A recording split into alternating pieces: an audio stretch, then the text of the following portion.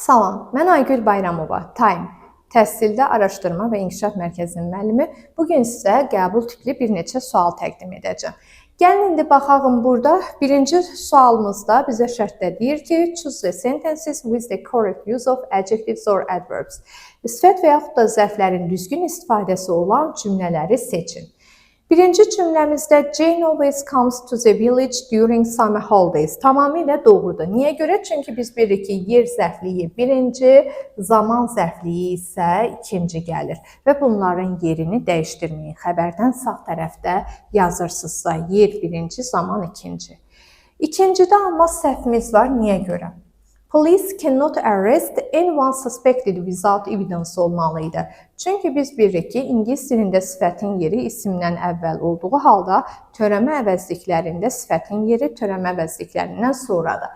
Yəni orada polis şübhəli heç kimi tuta bilməz. Yəni anyone suspected olmalıydı. Məsələn, orada isim olsaydı deyəcəkdiniz ki, suspected people. Amma anyone olduğuna görə anyone suspected olmalıydı. Üçüncüdə This turtle moves less slowly than the others. Deyir ki, bu tısbağa o birilərdən daha asta hərəkət edir. Baxın, zənə görə müqayisə dərəcəsi gətirib. Biz bilirik ki, more kimi less də, yəni müqayisə dərəcəsi yaradır, daha az tərcüməsi verir. Yəni 3 bizdə doğrudur. Daha sonra isə dördüncüdə Henry visits her at 10 every night before heading home. Əgər görsəniz ki, zaman mənşəli bir neçə ifadə varsa, onda həmişə xüsusidən ümumiyə doğru gedin. Baxın, deyir ki, bir də fikir verin ki, feillə tamamlığın arasında zərflik yazmayın. Yəni, feildən sonra feil təsirlidirsə, onunla onun tamamlığı arasında zərf yazmayın. Sonra deyir ki, o ona baş çəkir. O onu ziyarət edir saat 10-da. Demək ki, hər axşam evə getməzdən öncə gördünüzmü? Biz burada balacadan böyüyə doğru getdik. Beşincidə isə gəlin baxaq. Burada sifətin sırasında problem var. Biz bilirik ki, fragile kövrəkdir, tez qırılandı. O bizdə nəyi bildirir? Təbii ki, belə deyəndə vəziyyəti bildirir, condition bildirir. Amma plastik materialdır. Gərək fragile plastik olsun. Demək ona görə 5-ci yanlışdır. Doğru versiyası belə olmalıydı. They will first load the fragile plastic goods onto the ship at dawn. Zaman və yer və zamanı doğru yazıb ki, onlar plastik məhsulları, kövrək tez qırılan plastik məhsulları sübh çağı gəmiyə yükləyəcəklər. 6-da isə demək ki, gəlin baxaq. Sean put on a thick coat because of very freezing wind. Burada isə bu ildən artıq 9-cu sinif məktəb dərsliklərində də var, diqqət etmək lazımdır. Non-gradable sifətlərlə biz bilirik ki, very sözünü işlətmirik. Həmin listə 9-cu sinif dərsliyində verilib, imtahandan öncə tanış olmaq məsləhətlidir. Demək ki, burada olmalıdır because of freezing wind. Məsələn, cold olsaydı, təbii ki, very cold deyərdik. Demək, bu izahları nəzərə alsaq, doğru cavabımız qalır. Burada 1, 3, 4, yəni A variantı. İndi isə gəlin başqa bir gerundla bağlı olan başqa bir testi izah edeyim. Bu şərtdə də bizə deyir ki, choose a correct sentence with gerund. Gerund olan doğru cümləni seçin.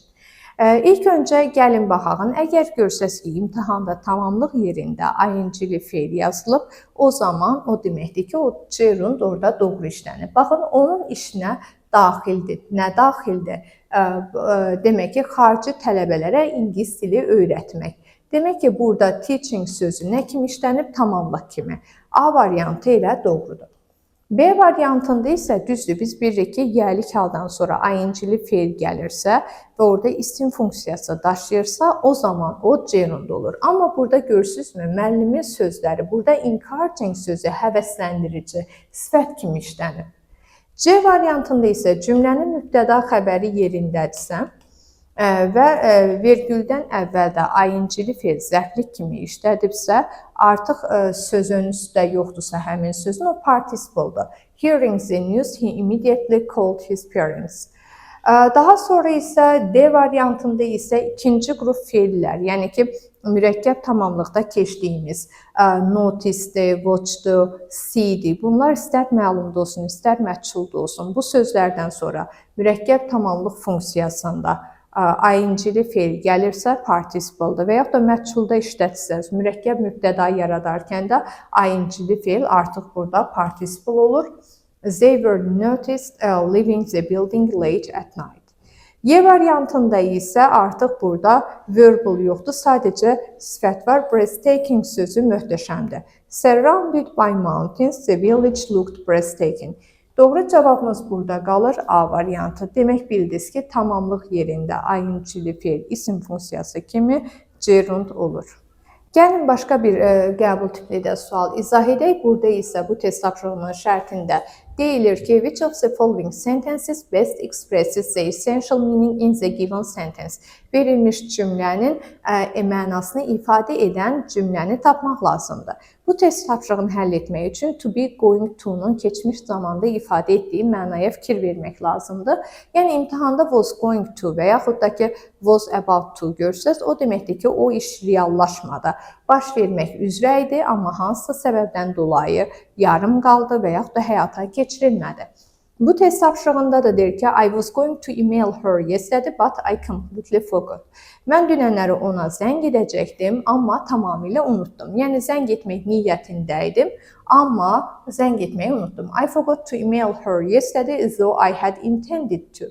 Baxın, baxmayaraq ki, zəng etmək niyyətində olmuşdum, amma zəng etməyi unutdum. A variantında deyir ki, mən ona dünənləri e-mail yazdım, amma deyir, o cavab vermədi. Yer gəlmişkən burada e-mail yazmaq mənasındadır.